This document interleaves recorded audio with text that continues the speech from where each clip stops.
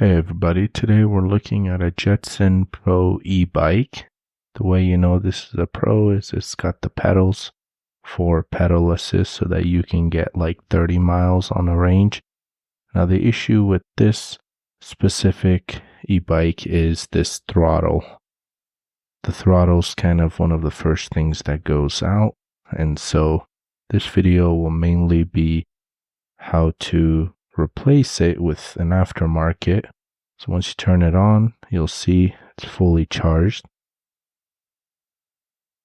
but you'll see it makes this crackling noise. This is not working. So when I tore it apart, this is what I noticed. There's a little piece that came off, and that is the magnet. And the magnet works with a thing called a Hall sensor, and it induces a magnetic field of some sort, and that's how the Hall sensor responds by giving. So as you twist it, it applies more stronger magnetic field, and so that means more voltage, and so something like that. But yeah, this part has broken off, and I assume yours has broken off as well. You can try to repair it, but I didn't really know how to put it back together.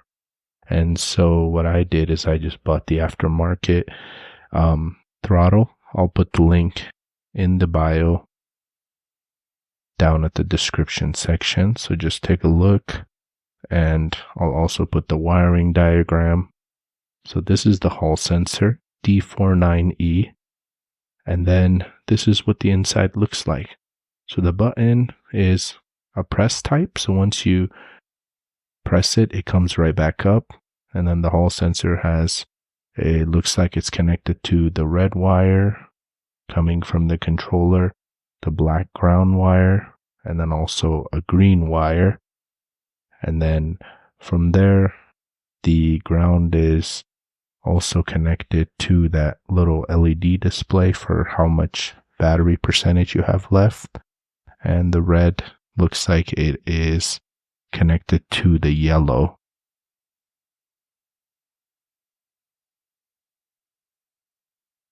So I assume that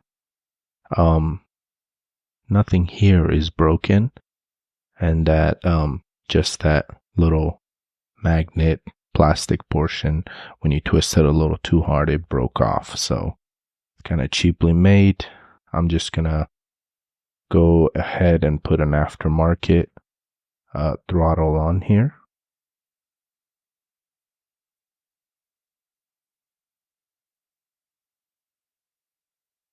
So what I did here is I cut it to length, and then I put some shrink wrap, and I'm going to go ahead and solder these and then apply those sleeves right over it so that they don't short each other. And I have a bigger sleeve that I can put over all of that. So there's another thing you can use that is solderless. I'll put also a little picture right now. You can use that, and it's a lot easier to do. You just have to apply heat to it.